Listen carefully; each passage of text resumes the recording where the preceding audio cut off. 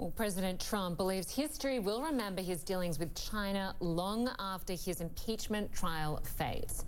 This, of course, was a week of stark differences as House Democrats formally signed over impeachment articles to the Senate. They focused on what they call Mr. Trump's abuse of power, while he highlighted two trade breakthroughs and a soaring stock market that shattered records yet again. We're joined now by political commentator Kinkade Smerconish, host of Smerconish. Good to have you on, as always. I want to get your take on the week because we obviously saw the impeachment trial in the Senate begin. He is the third president in U.S. history to be impeached. And we saw him sign the two trade deals, or at least a breakthrough at the start of one important phase to the China trade deal. What do you think his take is on this week? Is it a good week or a bad week for the U.S. president?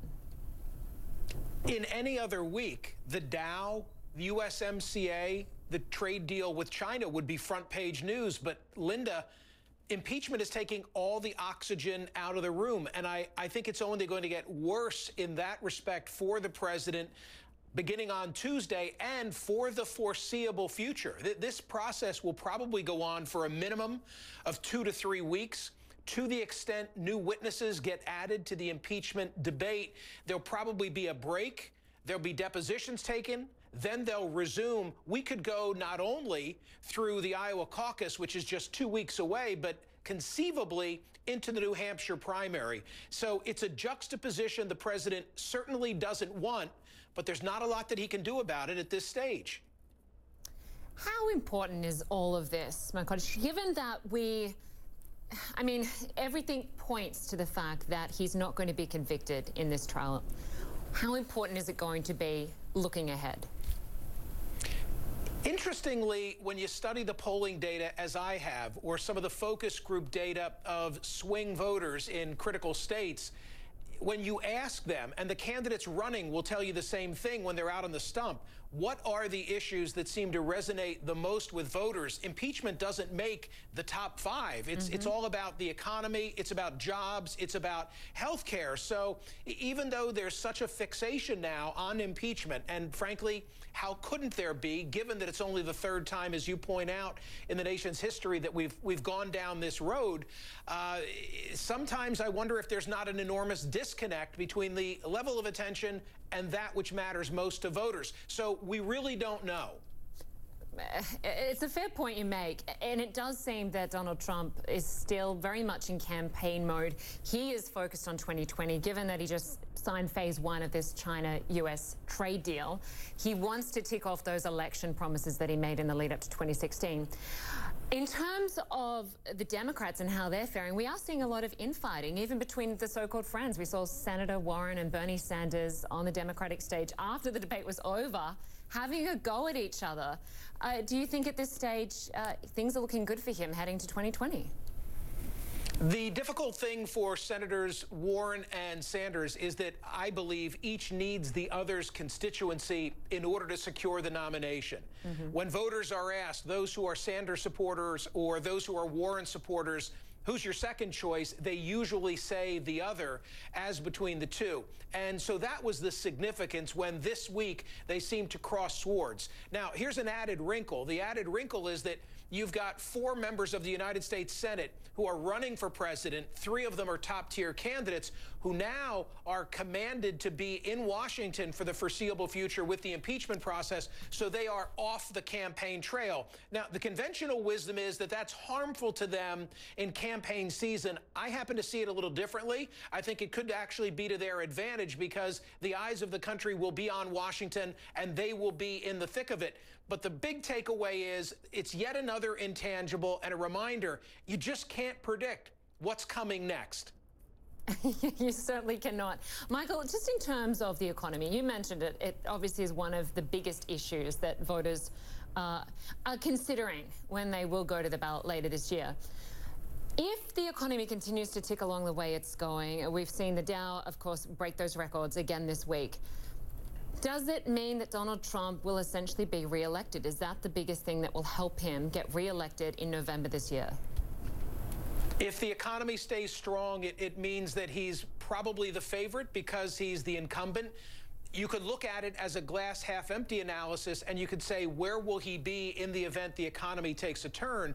He's never, in terms of his job approval, been above water, as we say. He's never been above 50%, and that's with a very strong economy. You know, on any other president's watch, with these kind of economic indicators, they'd probably have an approval rating that would be closer to 60%. My point is, he needs the economy, and if it should turn, I think it will imperil him, but it's the best argument that he has going forward, and especially when you take a look at who's benefiting the most, because it's a lot of the high school educated working class voters who were so integral to his success. Michael Smerconish, host of Smerconish. We will be tuning into your show this weekend. Good to have you with us. Thank you. Thank you. Well, 2019 was the second hottest year on record, according to US government scientists. The report coming as bushfires in Australia are ravaging the continent. Many climate experts warn even more extreme fires, floods and food shortages could be down the line. But increasingly, more companies are trying to help tackle climate change. Microsoft is pledging to become carbon negative by 2030.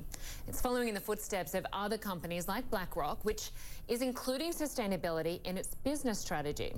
Well, at the same time, a new survey shows the number of Americans alarmed by climate change has tripled over the past 5 years. Well, for more on Microsoft's announcement, we're joined by Alison Kosick live from New York. So, Alison, just exactly what does this all mean? Microsoft planning to go down this path, and how are they going to achieve it?